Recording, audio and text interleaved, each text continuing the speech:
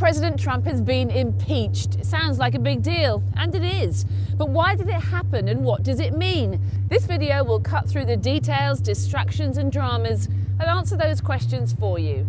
Are you ready? I'm ready. Impeachment. Was there a quid pro quo? It all started with that phone call in July last year between President Trump and Ukraine's newly elected President Zelensky. It was supposed to be a mutual pat on the back, a welcome from President Trump and some warm words. But pretty soon the president made clear there was something on his mind. After the niceties were out of the way, came this. I would like you to do us a favor.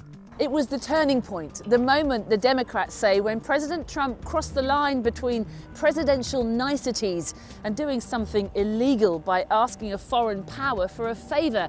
And it wasn't just any favor. He wanted him to launch an investigation into his political rival, Joe Biden. Because that's what this is all about, the age-old fight between Republicans and Democrats, Trump in the red corner and Biden in the blue. Remember him? He was President Obama's right-hand man and now standing to become the Democratic candidate to go up against President Trump himself in the 2020 election. Okay, back to the call. There's a lot of talk about Biden's son. Hold on, what's Biden's son got to do with this? Well, Hunter Biden is linked to Ukraine because he had taken a well-paid job with a Ukrainian energy firm that was accused of being corrupt. There's a lot of talk about Biden's son, that Biden stopped the prosecution, and a lot of people want to find out about that, so whatever you can do with the Attorney General would be great. Biden went around bragging that he stopped the prosecution, so if you can look into it, it sounds horrible to me. What's Trump talking about? Well, he claims that Joe Biden tried to get Ukraine's top prosecutor, a powerful lawyer called Viktor Shokin, sacked because he was investigating the company that his son Hunter worked for. Essentially, President Trump thought Joe Biden was being corrupt because he was using his powerful political position to help his son. Not that Donald Trump had any evidence of that, by the way. In fact, the evidence points in the opposite direction. Lots of countries, even the UK, were calling for the lawyer Shokin to be sacked precisely because he refused to investigate corruption. So President Trump's allegations don't seem to stack up. But the truth, say the Democrats, is that President Trump was asking, in not so subtle terms, for President Zelensky to dig for dirt on Joe Biden, dirt that would harm him if it came to light ahead of the 2020 election. But unlucky for President Trump, asking a foreign leader to interfere in US politics, in this case to potentially affect the outcome of an election, is a no-go. Can't do it. The other problem for Donald Trump is that lots of people were listening in on that call, as is procedure when the president talks to other world leaders. They heard his attempts to persuade President Zelensky and were alarmed.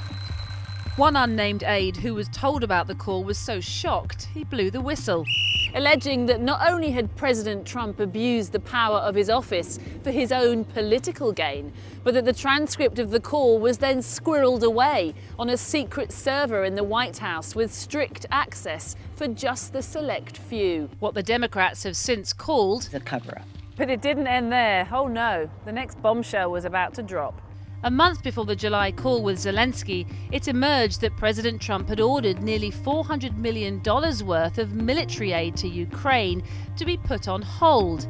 He says because he wasn't convinced that Ukraine was doing enough to fight corruption within the country. In fact, he says everything he's ever done with Ukraine, this whole saga, has all been about fighting corruption. I'm only interested in corruption. Everything to me is about corruption.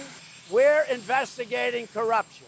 Yet how many times did he actually use the word corruption on that phone call with President Zelensky back in July?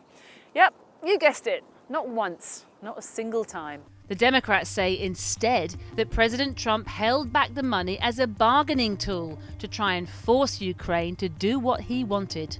They called it the quid pro quo, which is an old Latin term meaning this for that. In other words, you investigate Joe Biden for me, and I'll give you $400 million worth of military aid. Oh, no, says President Trump. He insists the call was perfect. That call was perfect. Perfect. The problem is, after the whistleblower came forward, the Democrats decided to launch an investigation. Then a ton of current and former White House aides and military officials came out of the woodwork.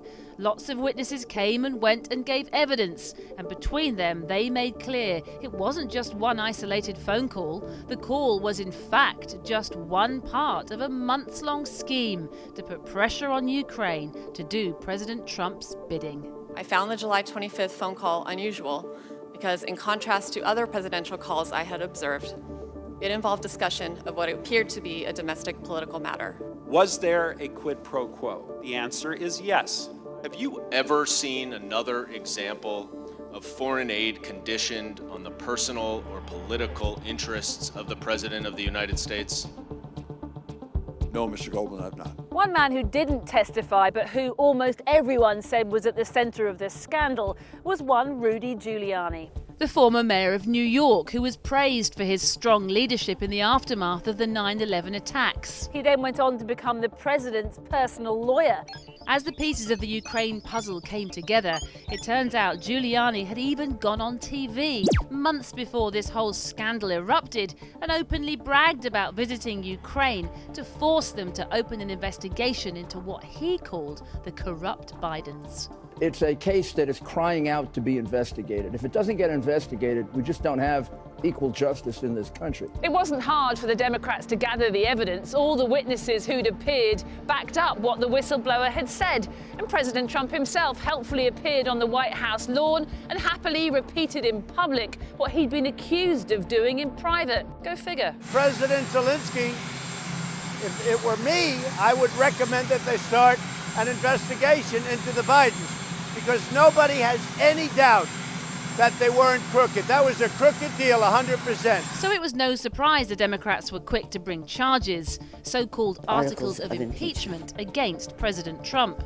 They alleged that first he abused the power of his office by pressuring Ukraine to meddle in the 2020 election by launching an investigation into his political rival Joe Biden. And second, that he obstructed Congress in its impeachment investigations by refusing to hand over any documents and blocking key witnesses from giving evidence. With the Democrats in charge of the House of Representatives, it was a no-brainer that they would vote in favor of the impeachment charges, and they did just that. On the night of December 19th, in that building there behind me, Donald Trump became just the third president in US history to be impeached. As we know, Donald Trump likes accolades and headlines, but coming third on the podium for this one was a dubious honour for sure. So now you know why President Trump got himself impeached. But what happens next? Will he stop being president? Will he get slung out of the Oval Office? Will anything actually happen to him at all? Well, most likely no. And if you think that's unfair, well, so too do the Democrats. But there's not much they can do about it, because the president's fate now lies in the hands of the Senate. And 2/3 of senators over there will need to vote in favour for President Trump to be removed from office. But guess what? Because the Senate is majority controlled by Republicans, there is practically no chance on earth that they will vote to sling their president out. It's sure to get ugly, with Trump's lawyers already attacking the trial as rigged and flimsy, calling for the charges against the president to be dropped immediately. Really, the only route to removing him from office now is that the White House could be forced to release more juicy documents and emails, and further witnesses could be called to testify in the trial. And if that happens, that may prove very damaging for Donald Trump and very difficult for Republican senators to ignore. It's a case of watch this space.